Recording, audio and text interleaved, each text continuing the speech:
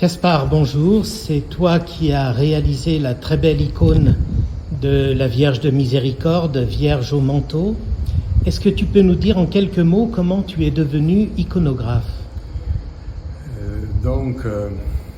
Ça fait déjà longtemps, c'est un long cheminement. J'ai commencé à s'intéresser des icônes quand j'étais étudiant à Beaux-Arts. À travers l'histoire des arts, j'ai vu dans l'histoire des arts qu'il y a vraiment cette partie, c'est histoire religieuse, c'est les icônes. Et cette recherche en fait sur les icônes, ça m'a amené jusqu'à un moine orthodoxe qui m'a indiqué un monastère à Russie, à Pskov, où j'ai commencé à apprendre à faire les icônes.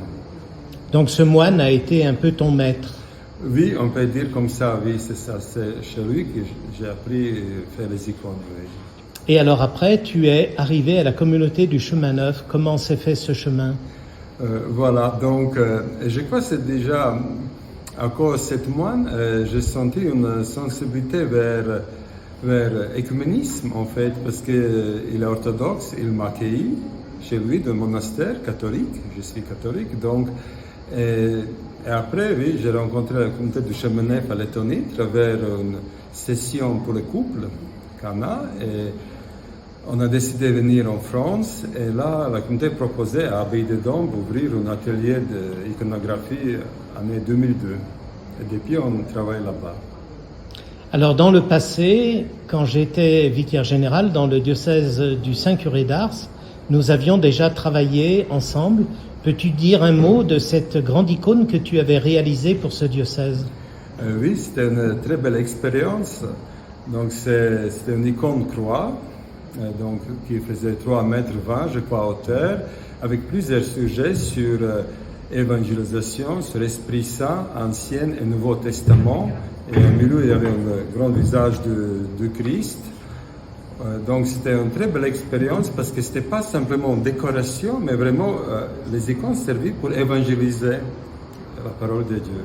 C'est pour ça d'ailleurs qu'on dit écrire une icône parce qu'elle délivre un message.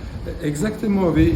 Tous les sujets sont inspirés de la Bible et c'est toujours ce lien avec l'écriture, avec la parole de Dieu. Et alors comment tu fais quand tu dois réaliser une icône pour un lieu précis comme ce sanctuaire ? Comment ça se passe, l'élaboration du projet ? Donc souvent c'est quelqu'un qui écrit un mail, ça me rencontre, et après on commence à échanger nos idées, en fait, qu'est-ce que chacun emporte, et je crois que c'est partie très importante. C'est là où on échange, on prie, moi j'ai prié aussi beaucoup, on a fait recherche selon le sujet. Et donc on fait les esquisses, les propositions et après on commence à travailler. Et alors pour la réalisation de cette icône, quel est le message spirituel qui t'a guidé ?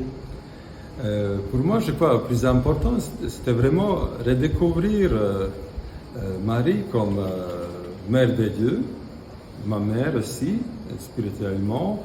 Et j'ai beaucoup, en fait, prié, vraiment, j'ai beaucoup intercédé.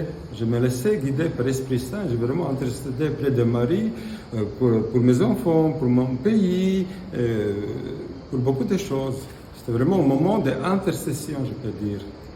Et est-ce que tu avais déjà réalisé une icône d'une Vierge au manteau ? Non, c'est la première fois que je réalise.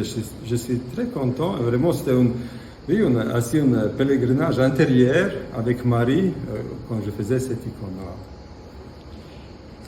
Et ce beau geste de Jésus qui est dans les bras de Marie et qui tient lui-même une partie du manteau de Marie ouvert pour que tous ses frères et sœurs puissent venir s'y réfugier, comment t'est venue cette inspiration de faire que d'un côté ce soit Marie qui tienne le manteau et de l'autre côté ce soit Jésus ? Parce que déjà dans Notre-Dame de la Guette, en fait, on voit Marie avec l'enfant Jésus dans les bras. Et donc, ça fait assez naturellement, ce mouvement. En fait, après, il y a une main de Marie et l'autre main de Jésus qui tient ce manteau et on peut se réfugier dans leur miséricorde.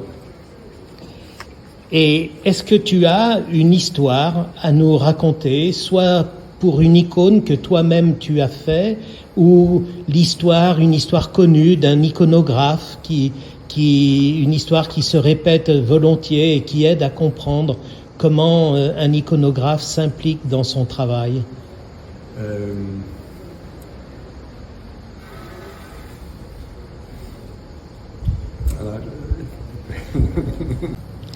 Et alors, est-ce que tu aurais un message que tu souhaiterais délivrer à tous les pèlerins qui passent dans ce sanctuaire et qui vont s'arrêter devant cette icône?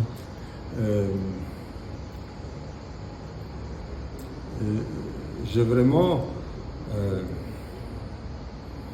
souhaite à chacun qui vient, en fait, qui entre dans cette lieu, en fait, l'icône elle-même déjà est mise dans un lieu où elle nous accueille. Donc, vraiment laisser accueillir par Marie, à travers Marie, par Jésus, dans sa tendresse, dans sa miséricorde, et laisser en fait tomber peut-être tous nos masques, en fait, tout ce qui est un petit peu superflu, et vraiment être comme un enfant devant sa mère, devant son fils. Merci Caspar d'être venu jusque chez nous et nous te souhaitons un bon retour et une belle mission à continuer. Merci.